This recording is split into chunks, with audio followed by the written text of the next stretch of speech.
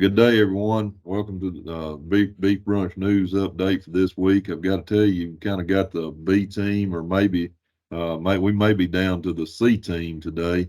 Dr. Edwards is unable to join us. You got myself, Lee Falk, up in the Northwest region, and Vince Destel there in the Central and Southern regions. And so, with that, I'm going to kick it off, and Vince is going to fill us in on what's going on south of Alexandria there. Thank you, Lee, and it's always a pleasure to be part of this program. Yeah, weather has been pretty mild here and cool. For Central Louisiana today, we were at 43 degrees when sun broke this morning. So that's really cool for mid-April. We're still struggling to get some summer forages going. Unfortunately, there's still some cattle that are thin in the countryside. Producers are still a little reluctant to spend money on fertilizer because it's so cool. There's some hay and forage fields that are being prepared and prepped for some hay production. But we're just not getting a whole lot of growth out of it right now because it's been unseasonably cool for the last several weeks here. We hit a spurt a time in March that we were in the 80s, consistently in the mid to upper 80s. But when you get into that Easter time and we had that frost, I think it was on March 20th, pretty heavy freeze. We went up to 20s in the central part of the state, and it just slowed everything down. So it's been a real struggle over the last 4 weeks since that freeze event uh, to get things going, and people are a little apprehensive, like I said, to spend a little money on fertilizer. And fertilizers, has come down, but it's not as palatable as it needs to be, I guess you could say. And I know Lee's going to talk about markets, but the market has been tremendous the last 3 to 4 weeks. Um, as we'll always mention, those non-productive cows, it's time to go ahead and part with them at this point in time because I can tell you, when you got cull cows dollaring out, it's time to roll them. You got bulls bringing $1.20, that ain't good flesh. It's time to make some bull decisions if you have something that's subpar or not making the grade as far as the breeding content of your herd. It's time to make some changes because you can $1.20 those bulls and pick up a naturally the breeding sound bulls that are designed, getting in these special sales and what have you. The market is definitely going up on those as well. So it's all relative in a so to speak, but make sure that production is in order. Cows are getting bred. A lot of cow working going on. Spring calves are being worked and vaccinated. So it's kind of rolling on, but it's just unseasonably cool. And I talked to one of the local farmers this morning. It's got corn, and they said, "Man, this is Midwest weather right now. 40s at night and 70s in the day, and the corn's really liking it. But we're in a subtropical part of the state where rice and sugarcane are part of our crops and a big part of our cropping system. And rice and sugarcane don't like these 40-degree nights. Likewise for Bermuda and our Bahia fields and some of our native grazing pastures. So it's just time for it to get more spring-like and like we normally have in mid-April, moving into May. So hopefully that changes soon. And we've had ample rain.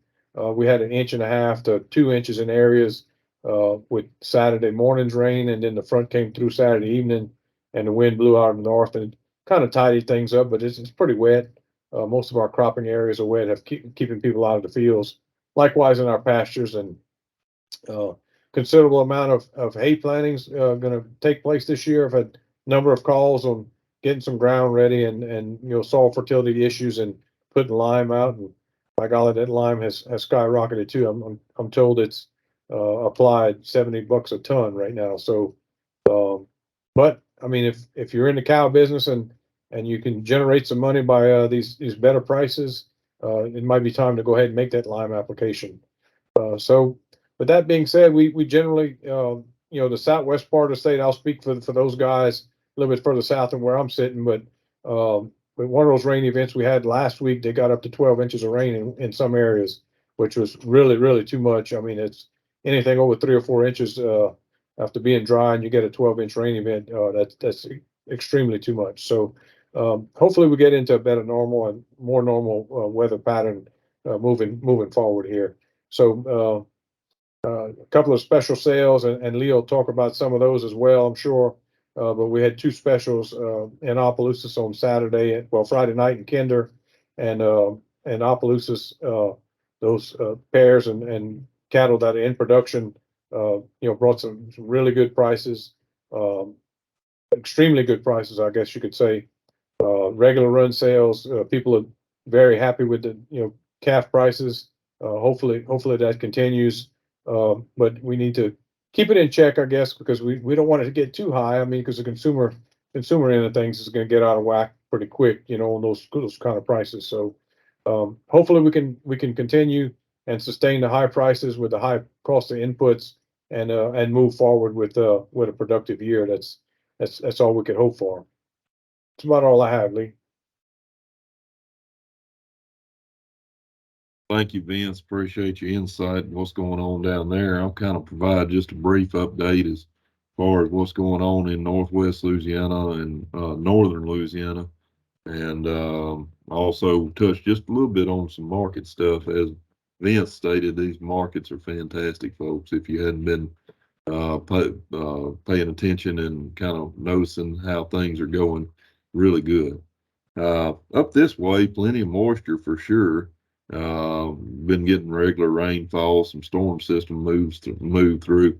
Parts of the area received some pretty doggone big hail towards this past weekend, but as far as I know, no major storm damage at least. Just that time of the year up this way. Uh, Temperatures, like Vince stated, been kind of cooler. In fact, Vince, when I went outside early this morning and cranked up my truck, I threw some ice off the windshield. I wouldn't go as far as say that there was a frost because didn't see any on the grass, but there was definitely some ice built up on the windshield of my pickup there. Uh, Ditto what Vince was stating. We desperately need some warm season grass to come on. You can go out and look in these pastures and you can see the Bermuda grass and the Bahia trying to make a go of it. This cooler temperatures, just holding his thumb on them. And I have incidental information, but in the last 2 or 3 weeks, there has been more calls about cows being out than I have seen. It seems like everybody's had cows out here, yonder, and about, just due to the lack of forage there, and grass being greener on the outside of the fence, so to speak, and everything. But it is greening up some, seeing some signs on some cool season forages, specifically on some cereal rye, and of course wheat's already starting to show some signs of heading out. We know that quality and quantity is going to be falling over the next few weeks and on into the next month or so. But ryegrass is still blowing and going really good. I continue, going to sound like a broken record here, but the clover up this way continues to be a poor performer, folks.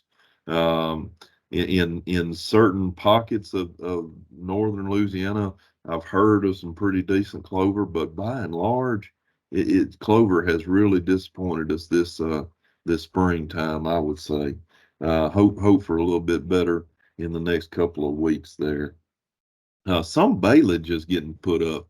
Last week we had a stretch of dry weather there for about 6 or 7 days, and before that hadn't had a lot of rain, just as intermittent, and that led some folks to try to put some up, and kind of knock the rust off the equipment, so to speak, and whatnot. I talked to one fairly large producer that puts up a lot of bait, and he got a little bit put up last week. I think most everybody, though, is holding steady until we get a little bit warmer temperatures, maybe for these pastures and hayfields to dry out just a touch before they get in there and really get to going baling. For sure, we're quite a ways away from being able to dry bale any hay unless something changes next week or so. Uh, we get asked all the time about how far behind are we? How far behind are we? I don't know if I can put a exact figure on that, but I can say conservatively up this way 2 to 3 weeks behind. That's what I'm estimating right now. Um, some cattle being worked in these dry couple of days, but these pens are still such a mess in most areas. You see most people holding off. Um, and that goes, say, with the spring calving season. Most everybody is drawn towards the conclusion. You guess there's some people that are still kind of finishing that out, but overall getting towards the conclusion of that. Vince stated, boy, this has been production and cow sales season, it seems like. Had the beef master sale a few weeks ago, and then jumped into the Herefords, which Vince was telling me he was at, saw pretty good cattle and prices. And then Vince alluded to several special sales down there, replacement cow sales in his corner of the world. Red River Livestock had one there in Coshada this past weekend. Sold, I think, around 1,000 head replacement cows of all types and kinds, and don't have a market report on that because hadn't seen one. But just from folks that I've talked to that have been, what I've seen, met with pretty good demand, and the good cattle, the good classes of cattle, they were high as a cat's back for sure. Plainer cattle may have suffered just a little bit, or let me backtrack. The plainer cattle didn't suffer; they just didn't blow the doors off like what some people were kind of anticipating, maybe far as upcoming events, we finished up our AI class there at the Hill Farm Research Station last week. Boy, we had a good group of people, a good group of producers that came in that were willing to learn and that kept a positive attitude towards it, and they picked it up very quickly. And so I always enjoy those events, getting to visit with people from throughout the state, kind of learning some about their operations and what their needs are. And so kudos to you all that just finished up that class. If any of y'all watch us on here, really good class, and the outcome was very positive.